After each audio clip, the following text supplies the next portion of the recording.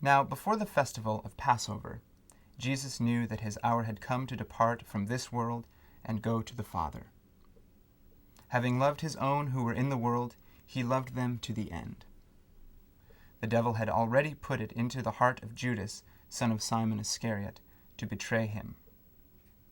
And during supper, Jesus, knowing that the Father had given all things into his hands, and that he had come from God and was going to God, got up from the table, took off his outer robe, and tied a towel around himself. Then he poured water into a basin, and began to wash the disciples' feet, and to wipe them with the towel that was tied around him. He came to Simon Peter, who said to him, "Lord, are you going to wash my feet?" Jesus answered, "You do not know now what I am doing, but later you will understand." Peter said to him, "You will never wash my feet." Jesus answered, "Unless I wash you, you have no share with me." Simon Peter said to him, "Lord, not my feet only, but also my hands and my head." Jesus said to him, "One who has bathed does not need to wash, except for the feet, but is entirely clean. And you are clean, though not all of you." For he knew who was to betray him. For this reason he said, "Not all of you are clean." After he had washed their feet, had put on his robe, and had returned to the table, he said to them, "Do you know what I have done to you? You call me teacher and Lord, and you are right, for that is what I am. So I, your Lord and teacher, have washed your feet. You also ought to wash one another's feet. For I have set you an example, that you should also do as I have done to you. Very truly I tell you, servants are not greater than their master, nor are messengers greater than the one who sent them. If you know these things, you are blessed if you do them. I am not speaking of all of you. I know whom I have chosen. But it is to fulfill the scripture, the one who ate my bread has lifted his heel against me. I tell you this now before it occurs, so that when it occurs you may believe that I am he. Very truly I tell you, whoever receives one whom I send receives me, and whoever receives me receives him who sent me."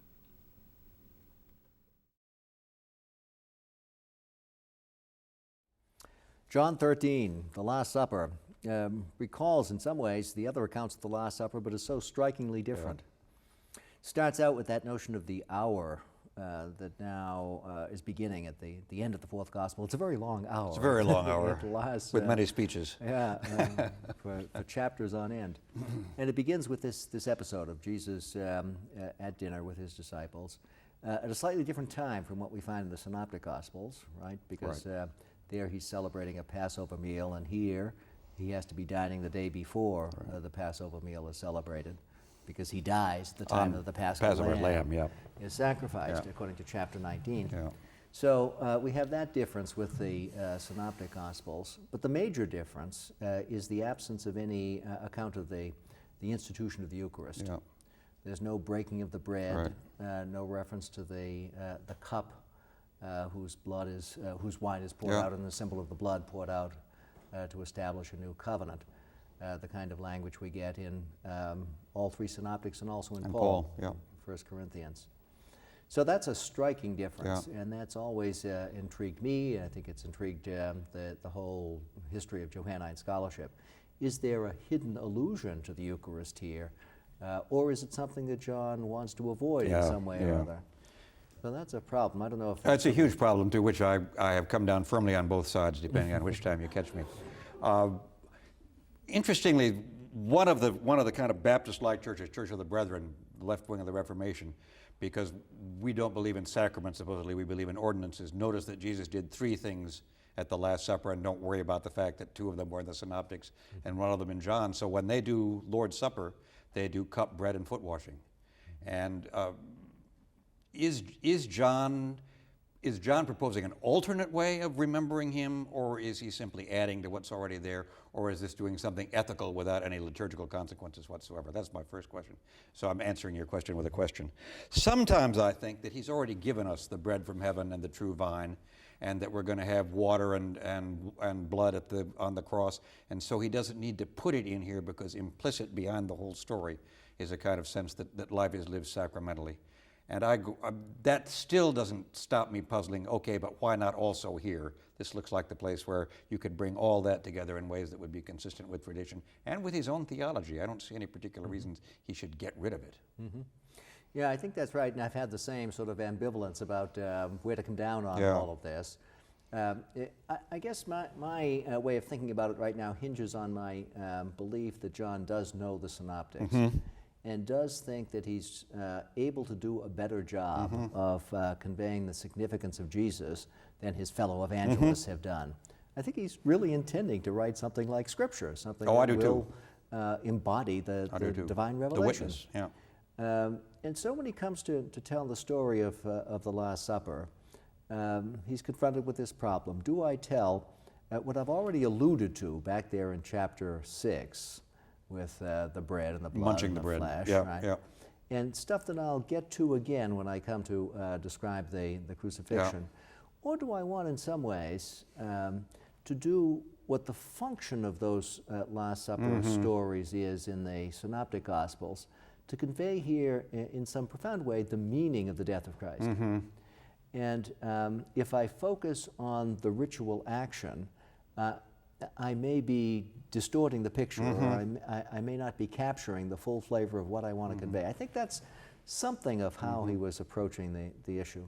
So in a way, for the early reader or listener, they know that other story, and then they say, yes, but here's something, here's another way to think about it. That's right. You see, I think if John knows the other Gospels and assumes his readers also, or hearers have heard. That's what I'm wondering. Yeah. Then he's probably playing on their expectation that there's going to be an account of the Last Supper here, an account of the ritual that they now perform in some fashion or other, and they're going to be struck by its absence. Which is what he does with the Old Testament. That's right. That is, he said we're going to start in the beginning, or we're going to have the manna, and they think they know how the story is going, and then it switches on them. Mm-hmm. Yep. So it's another case of this genre mm-hmm. bending. Mm-hmm. So he's bending the synoptic genre mm-hmm. here in a very significant way. So what do you have instead of the breaking of the bread? You have this symbolic, prophetic action of Jesus, where he girds himself like a slave. Yeah. He takes the position of a slave.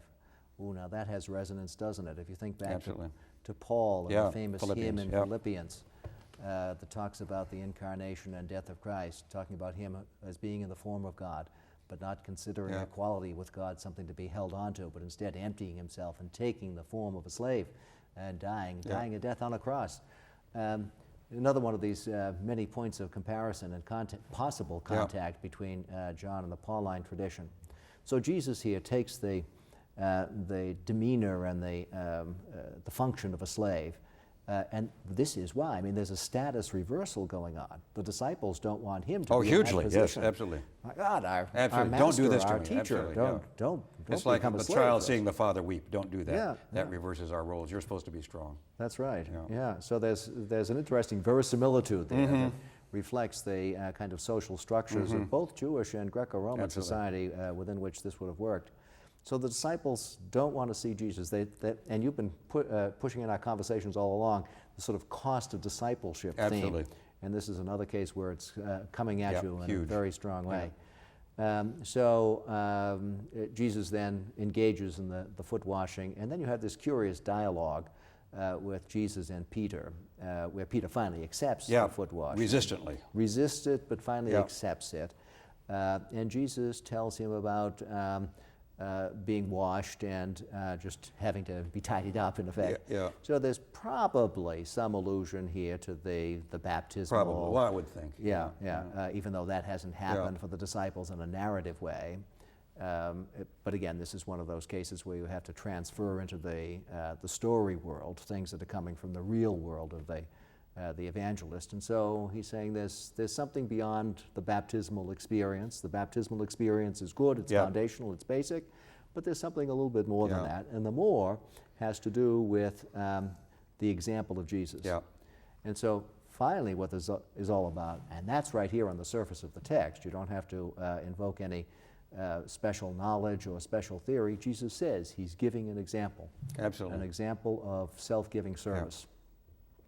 So if we're right that this story functions in John in a way similar to the fashion in which the Last Supper stories function in the Synoptic Gospels, that's pretty critical. And John is saying, I can make that function work better by showing that Jesus is an example of self-giving service. And if that's right, then I think we begin to get the solution to the problem of what the content of Revelation is in John. The content of Revelation, as we heard from way back in chapter 3, and seeing Jesus, the Son of Man, like the serpent hung up on a cross, has to do with the cross event. Everything has been pointing forward to that. And this little story of Jesus giving his self-giving, servile attention to his disciples also points forward. And it's saying, that's what that cross is all about. And if we see that, then we begin to get it. Yeah, and the cross is not only has not only theological resonance, but in practical resonance. That is, how does one live out the cross, not just how does one believe the cross. So that's not unimportant either. That's right. And I think all of the major early Christian theologians keep those things in intimate contact. Yeah, I do. The objective event of God's interaction with human life and human suffering, human sin through Jesus, and the way in which Jesus, in his behavior as a human being, exemplifies how one relates to God. We've come to appreciate that so much more in dealing with Paul these days, where the faith of Jesus Christ is not the faith that Jesus is the Christ, but the fidelity that Christ himself showed to God. See that in the Epistle to the Hebrews, and I think we see it here in John. And here, however, it's expressed not so much in terms of faith, but in terms of love. Yeah. The rap that John gets, partly on the basis of John 13, is that while, like all the synoptic tradition, he believes very strongly in the love of Christians for others, the others are family others, church others. That in Matthew, Mark, and Luke, you have love of the neighbor, then love of the enemy, then love of the larger world. John, it's the love one another. Do you think that John's gospel is finally limited to intra-community, intra-church love as the commandment? Yeah, there isn't any explicit command to love enemies as there is in the Sermon on the Mount. And this is why we have a Bible that has both John and the Sermon on the Mount are there, to make sure we have both sides. Both sides. Yeah. But insofar as what we get in John is a message of love, it's reinforced in several ways, some of which could arouse the same kind of suspicion that you've just put on the table.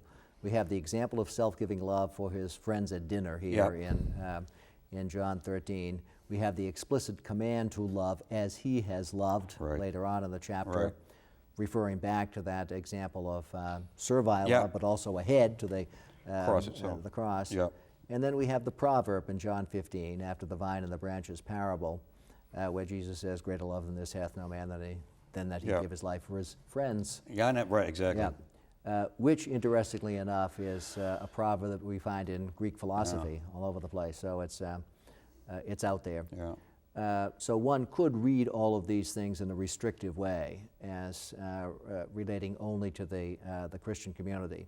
But then I think you have to see this in the light of the whole of the gospel, which from the prologue on has been talking about God's universal salvific will, his sending of his Son into the cosmos, into the world, in order to redeem it. And God so loved the world. So the promise is that Christ dies for the sake of the world, not just for the sake of the church. I think that's right, and that's certainly what I would like to believe. Me too.